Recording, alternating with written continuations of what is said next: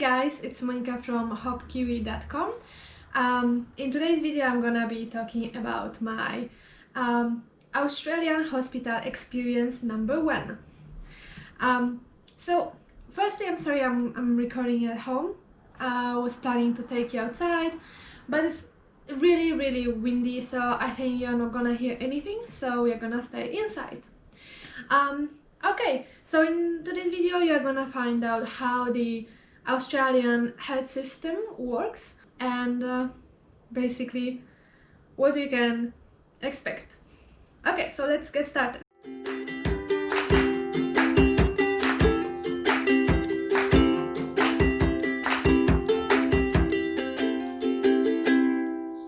Let me tell you some kind of background of my story. So it's kind of funny because I'm here in Australia for 2 years and I've been in a hospital already twice.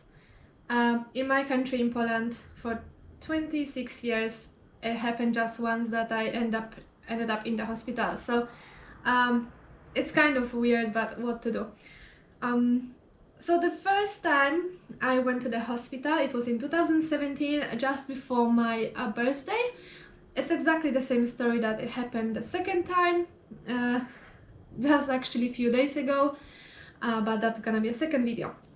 So the first time it was in Melbourne. I was actually planning to fly to Sydney. I already got the tickets because in Sydney there was a concert of my favorite Icelandic musician, Asger. So I was about to go for a concert, and then from Sydney I got the ticket to Auckland, New Zealand, and then my plan was to spend my birthday in Matamata. If you are a fan of Lord of the Rings, you probably know that Matamata is the location of the Hobbiton movie set. So that was my plan. And obviously when you do plans, it usually doesn't work, at least for me. And everything changed basically 1 week before my flight. I started to feel really sick with my throat. I thought it's kind of infection, so I went to GP. And in Australia, GP, so general practitioner, it's like a first contact doctor. So that's the person that you need to see if there's something wrong with you. So that's what I've done. I went to GP, and I think what I realized that actually in Australia, GPs have like very little knowledge. I see that problem as well in Poland, in my country, and the same in England. I think that GPs are really, I don't know why they actually exist, because they can't help you with anything. They're just completely useless. So I went to that GP. She gave me antibiotics without even checking, without even like if you have a throat infection, you need to do the you need to check what kind of bacteria might be there. And obviously she did nothing. She just gave me antibiotic, and 2 days I didn't help. I felt even worse. I couldn't eat, I couldn't sleep, I couldn't drink. My flatmate as well, she was not very helpful. I couldn't really go out to the shop because I was very weak. I had a fever. Imagine that you can't eat for a few days.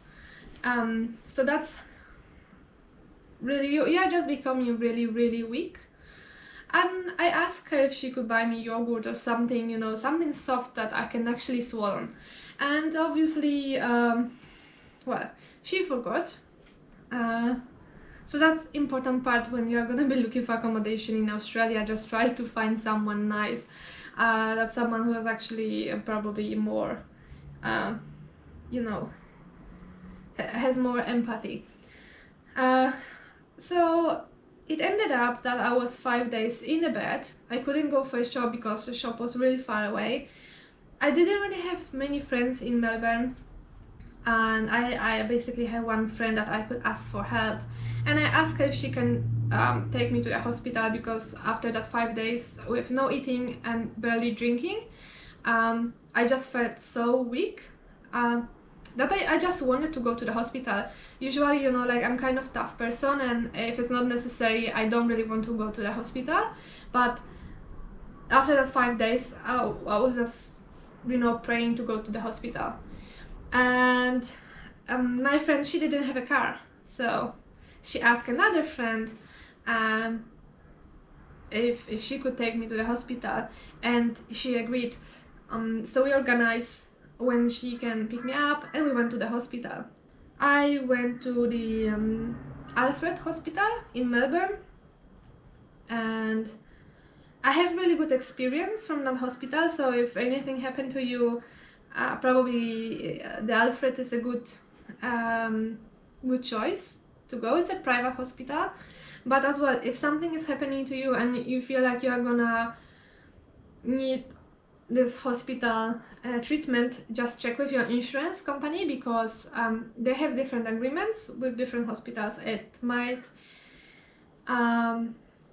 be the situation for you that the hospital will charge you some amount of money. They usually charge you anyway the emergency treatment. So how it look like? You enter to the hospital and you have to go to the emergency because you don't have appointment, basically. So you go to the emergency, and it was kind of funny because obviously, you know, there's bureaucracy everywhere, so it doesn't matter if you are barely sitting or speaking, they need to do the paperwork because they need to check if you have money to pay, because maybe you don't have money, so you can go out and that's it, or they're gonna charge you, or if there's something that you are not really dying, they are gonna send you to your country. That would happen to one of my friends, but if you are really bad condition, obviously they're not gonna send you home, but you need to do all that paperwork. So you need to basically fill some, you know, your details.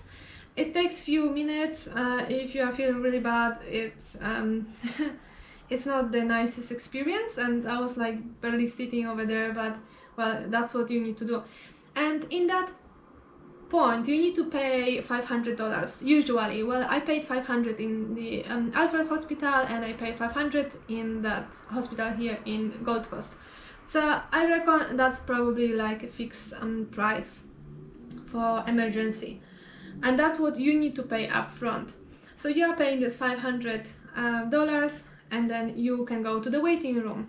And that waiting room, it was like the longest half an hour in my life. I was barely sitting. I almost like basically fall from the chair.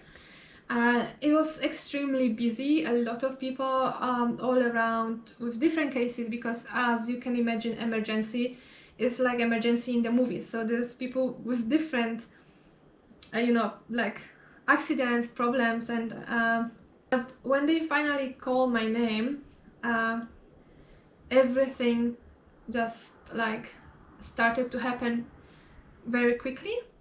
So basically, you have your nurse assigned, they are gonna get a bed, and usually, you know, they're gonna put all those pipes and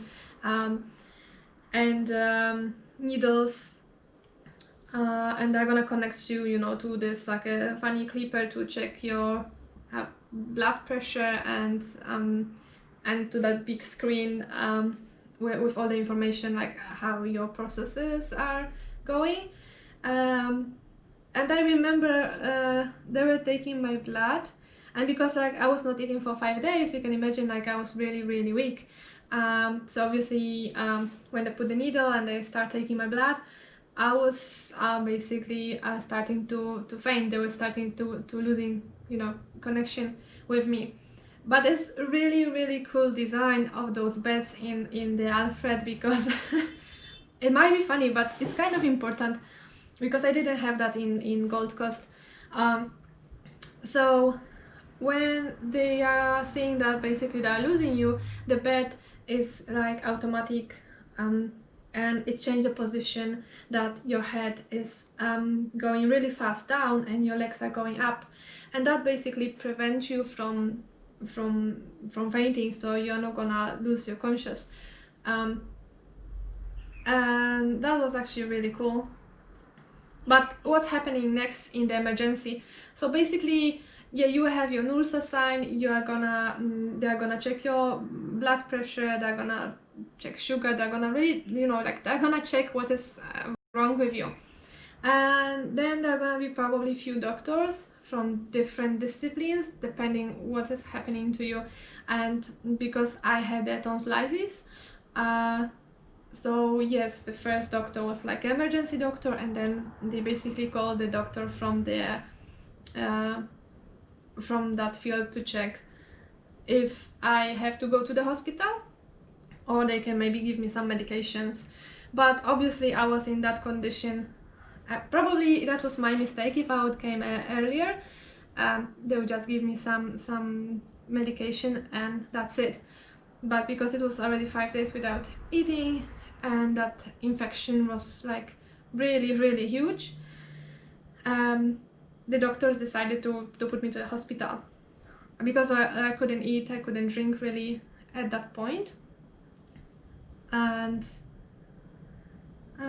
yeah, and I think the whole process, it took around 2 to 3 hours basically, from the moment that I entered to the hospital to the moment that I had my bed in the hospital room. Because in that emergency, what's happening, the doctor needs to assign you where you can go to, like, like what department is gonna take you in that hospital, and then they need to prepare the bed for you, because obviously you are in the emergency, so it's not like they expected that you are gonna enter. So they need to prepare that bed for you. And then yes, and then they're gonna take you to the hospital, and usually they might take like more blood tests, and depend what is wrong with you really.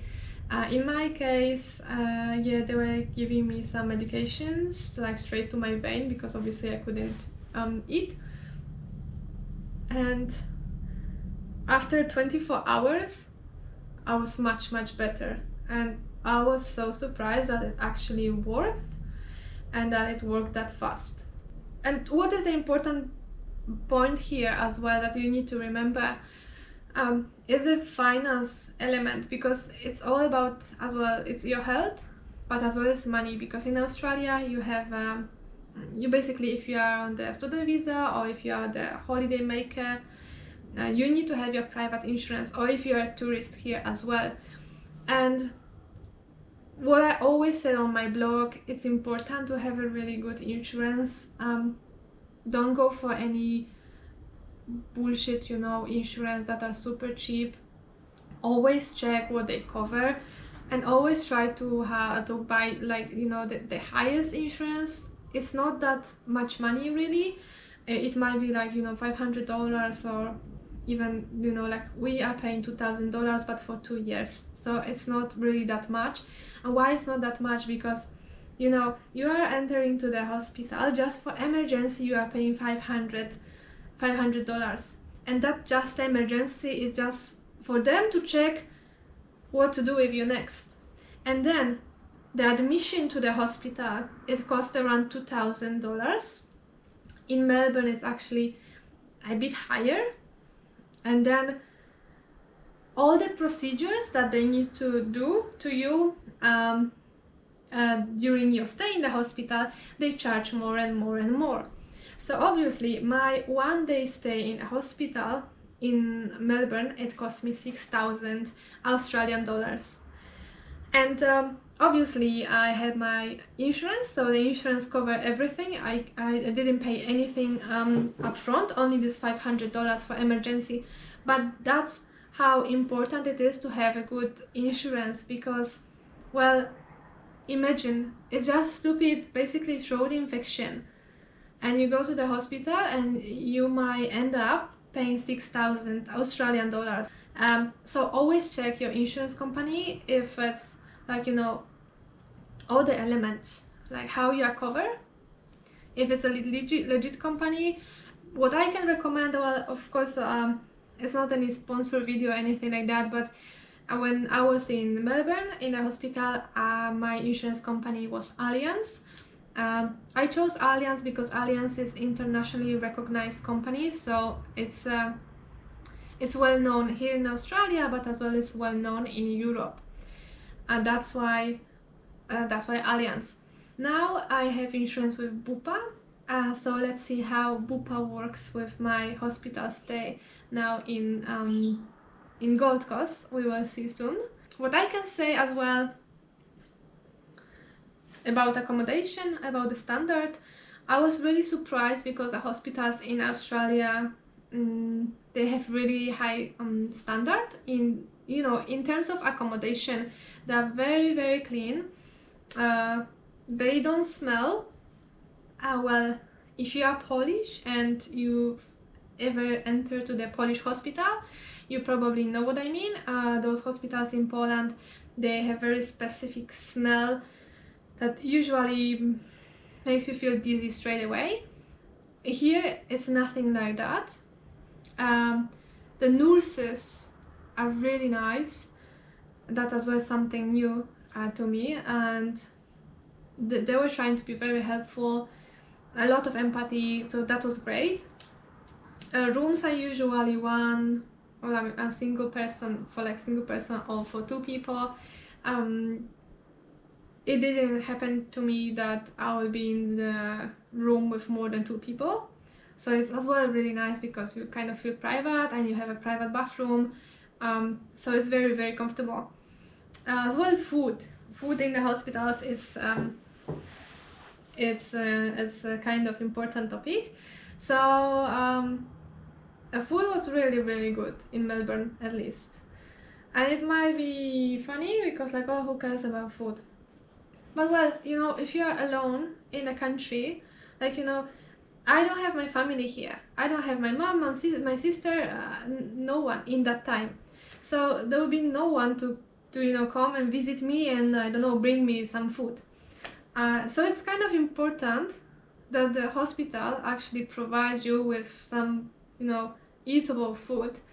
Well, you are paying 6,000, so I would be worried if they didn't give me good food, but still, you know, it's I think it's important. So overall, I would say that my experience from that hospital in Melbourne was quite good, you know. As well, all the process, the payment process went really well. Like, and the day when I was discharged from the hospital, there was a person from the finance from the hospital that she came and she just did some paperwork, and that's it. And they basically organized everything between my insurance company and the hospital. So I didn't get even any email from my insurance company like asking what happened or anything like that. They just basically did it between themselves. So that's really cool as well, because, you know, you don't really need to worry about all that paperwork, especially if, let's say, your English is not that good. So yeah, that was actually good stuff.